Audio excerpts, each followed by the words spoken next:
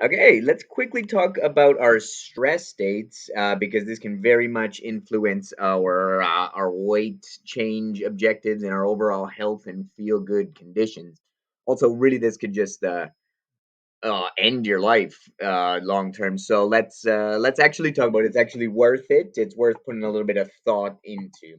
Okay, our bodies have two major operating states, and we're gonna live more or less in between the two of them all at all times.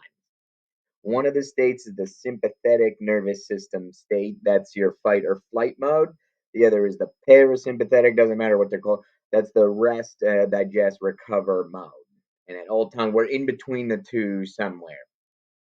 Um, both of them have their purposes. Like if you need to fight off a lion or an intruder, or you need to lift a heavy ass weight, sympathetic or the fight or flight mode, that's gonna divert all of our resources to muscles, to focus, to breathing, to all the things that I need to do to accomplish physical things.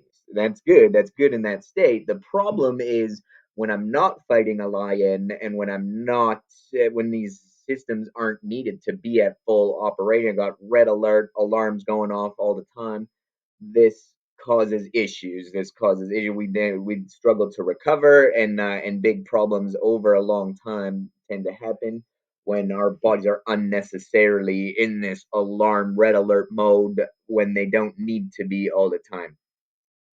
Problems like heart disease is really strongly related with heart attacks and all of the issues, just your heart going full send all the time. Yeah, it's going to wear out sooner than it needs to. So that alone is worth addressing. Asthma is strongly related to obesity. So this actually roundabout does come in, really interferes with weight loss sometimes.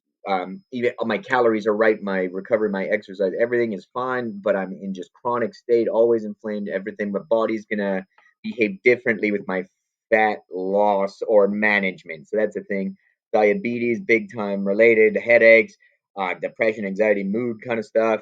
GI stuff, strongly related with like IBS and stuff. Like these things you can improve just with addressing this stuff. Alzheimer's, dementia kind of things, accelerated aging, big time, premature death. Like this is a actual stat that we're finding with chronic elevated red alert state. So yeah, if you like not being dead, this is worth exploring. So here's some indications. These are things that'll tell us if I'm in my red alert state. Things like if I'm increasing my heart rate, if you feel your heart rate is faster than normal, I feel like I was a hummingbird of some kind. Uh, Probably in a stress state. You're in a red alert state. Breath rate, this is how I recognize if my breaths are shallow and fast, especially chest breathing, that's a function of the stress system. And if I need it, it's good, but that's a indicate, okay, I'm in red alert mode. If I notice that, then I start to think, okay, if my jaw is tense, maybe my brow, like these are little tension that's not necessary. Those are signs, okay, yeah, I'm in alert mode or more than I need to be. Um, Pupils dilate, or there's other issues, other signals that you're in the state. A really good way to extend your lifespan to mitigate all of these issues. When Just start with becoming aware. Like throughout your day, take a note once in a while, intermittently. Hey, what state am I in? How much of that? How deep into that state am I? And do I need it? Like if I'm just eating or driving, I catch myself when I'm driving. The traffic. Um, I do not need all of my systems fully activated to get through. It's not necessary for this. This is not that kind of problem. Um, Becoming aware of what state and how often I'm in full send let's go mode is step one. Become aware of that.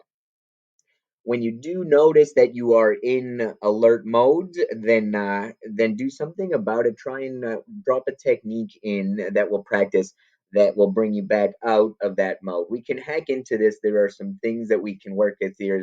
These modes are strongly related to our breathing and to our thought processes. So if we can deliberately breathe in a certain way. We take over the driver's seat. We can breathe in a certain way. So a long belly breath, like a deep belly breath, long slow exhale, especially a good physiological sigh. This is a sneaky hack. If I recognize that I'm in send mode, then I do a big breath in through my nose, especially, and then another pump, and then long exhale either out of your mouth or your nose. Nasal breathing will tell my body that, yeah, it's okay. You don't need all the systems on. That tells me it's okay. And breathing in through your nose tells my system it's okay. That extra little double pump also does the same thing. A long exhale, full exhale also tells my system, okay, you can turn off some alarms. We can actually chill out. There's no tiger about to eat us. That's a good one. We can talk about yoga practice, meditation as well. If you find that this is a common thing, it's disrupting your sleep. If this is a source, if we identify this is a big source of potential improvement for us, we should look deeper into some meditative or yoga practice, something deeper to actually chronically improve this situation. It's worth it.